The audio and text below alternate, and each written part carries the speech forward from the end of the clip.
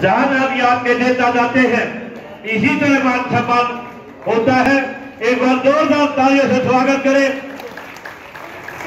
ताऊ देवीलाल अमर रहे, ताऊ देवीलाल अमर रहे। बहुत बहुत धन्यवाद।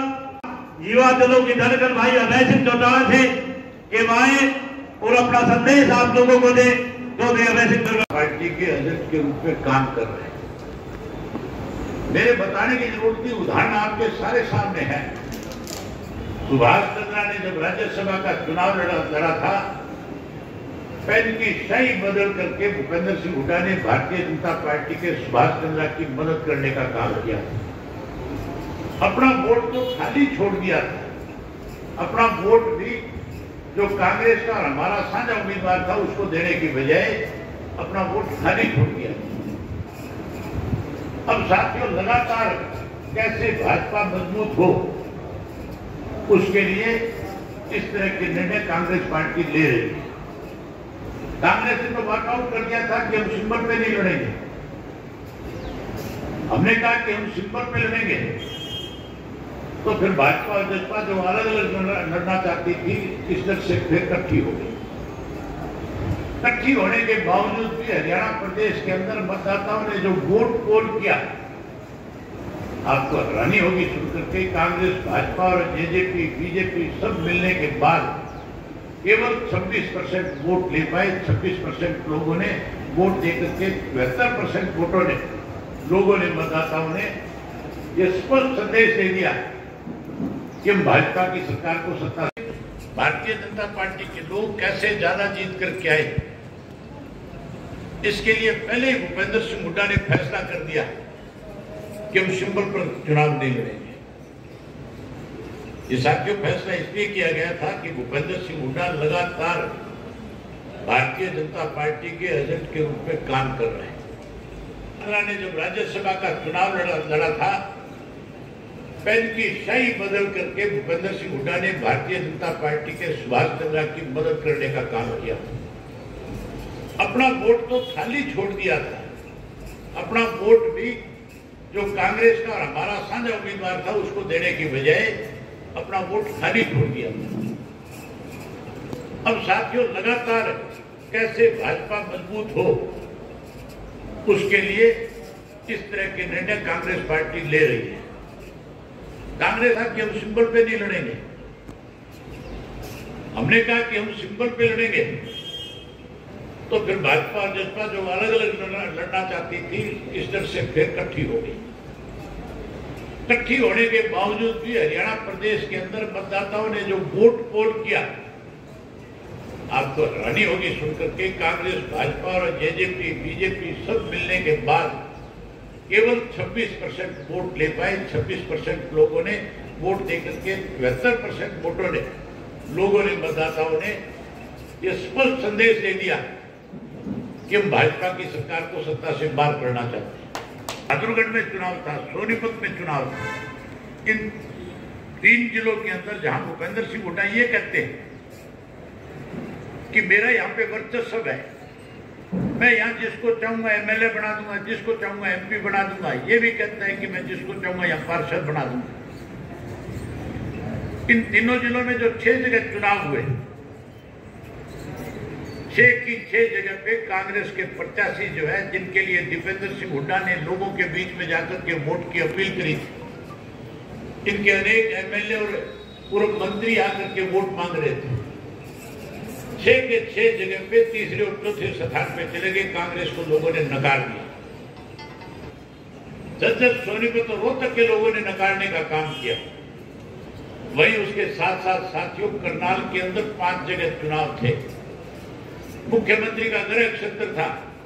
5 जगह पार्टी सिंबल पे चुनाव लड़ रही थी और 5 के 5 जो कैंडिडेट थे उनकी जमानत जब्त करा करके मुख्यमंत्री को भी लोगों ने आईना दिखाने का काम किया। 3 जगह चुनाव थे। रानिया का चुनाव था, डबवाड़ी का चुनाव था, इलाहाबाद का चुनाव था। और तीनों जगह पे बीजेपी और चौधरी रणजीत सिंह जो मंत्री है और जो कांडा जो मेरे खिलाफ चुनाव लड़ करके आए थे, ये सारे इकट्ठे हो गए थे। कांग्रेस भी शामिल होगी उनके साथ। डबवाड़ी के अंदर जजपा की तरफ से उम्मीदवार खड़ा किया गया। भाई अजय सिंह ने भी, दुष्यंत ने भी, दिग्विजय ने भी और हमारी भाभी ने, चारों ने दिन रात डबवाड़ी में एक कर दिया। डबवाड़ी के अंदर 5-6 करोड़ रुपए मतदाताओं को प्रभावित करने के लिए बांटने का काम किया।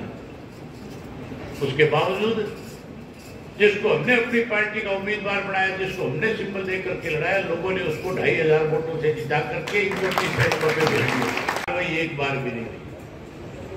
अब पिछले दिनों में और बड़े घोटाले हुए। एक तो अमृत योजना शुरू करी गई थी और उस अमृत योजना के दौरान हर शहर के अंदर सैकड़ों करोड़ रुपए दिए गए। हैरानी की बात है, किसी भी जिले में एक नया पैसा अमृत योजना के दौरान खर्च नहीं किया गया। केवल कागजों में दिखा करके उस पैसे को डकारा सरकार के बैठे हुए लोगों ने। उसके साथ साथ नगर पालिकाएं, नगर परिषद जो थे, उनके अंदर भी अनेक घोटाले हुए। बहादुरगढ़ में हुआ, झज्जर में हुआ, रोहतक में हुआ, गुड़गांव में हुआ, फरीदाबाद में हुआ। सैकड़ों करोड़ रुपए जो है केवल और केवल ठेकेदारों के माध्यम से, बिना कहीं कोई विकास, बिना कोई काम किए, अपने मन चाहे लोगों को टेंडर दे करके कागजों में खाना पूर्ति करके पैसे खाने का काम किया।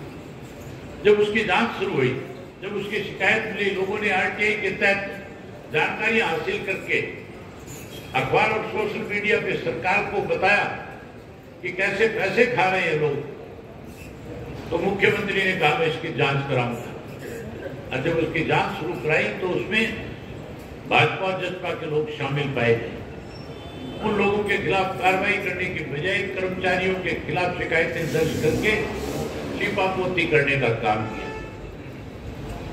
फतेहाबाद में मनाने जा रहे हैं। हमने अभी इसका कैसे विस्तार हो संगठन का, इसके लिए आपसे एक निवेदन करने आए। अगर हमने राष्ट्रीय सत्र पे अध्यक्ष बना रखा है, अगर हमारा प्रदेश का अध्यक्ष है, अगर हमारा जिले का और हल्के का अध्यक्ष है, अगर हमारा जोन का प्रभारी है, तो फिर हमारा गांव का अध्यक्ष भी होना चाहिए कि नहीं होना चाहिए? अगर हम गांव में किसी एक साथी को अध्यक्ष की जिम्मेवारी सौंपेंगे तो मान के चलो वो संगठन का विस्तार करेगा, लोगों को ज्यादा बड़ी संख्या में जोड़ेगा। केवल एक अध्यक्ष नहीं, हमारे 16 प्रकोष्ठ है।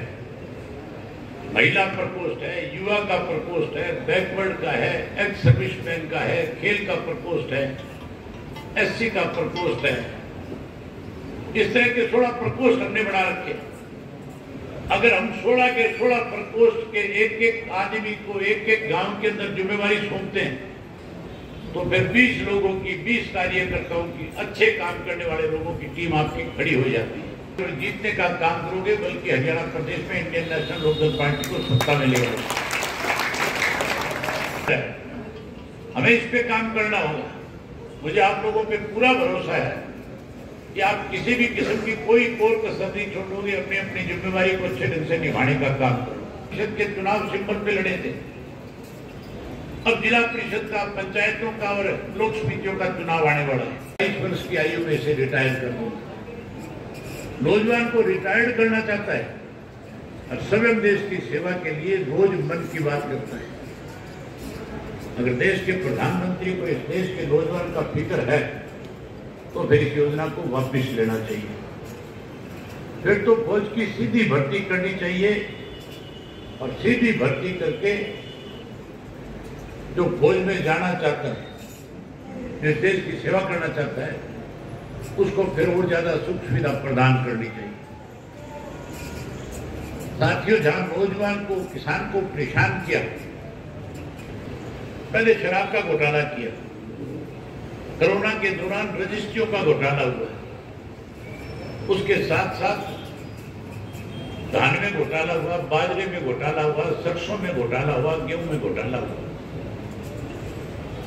और तो और जो कोरोना काल के अंदर इन्होंने दवाइयां जो सरकारी खरीद करी थी, 450 करोड़ रुपए, उसमें भी डकाटने का काम किया। अनेक घोटाले किए हमने अनेक बार विधानसभा में मुख्यमंत्री के सामने सबूत के साथ सारी बातें पेश करी और मुख्यमंत्री से कहा कि आप इसकी इंक्वायरी कराओ, जो लोग इसमें शामिल है उनके खिलाफ कार्रवाई करो। कि सरपंच का जो चुनाव भाईचारे का चुनाव है। भाजपा और कांग्रेस तो चाहती है कि गांव के अंदर सरपंच के चुनाव के अंदर विवाद हो, वो तो कहीं ना कहीं भाईचारे को तोड़ना चाहते हैं।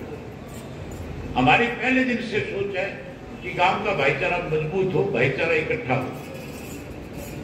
इसीलिए साथियों ने फैसला किया कि गांव के सरपंच के चुनाव के अंदर इंडियन नेशनल लोकदल पार्टी कोई दखल नहीं करेगी।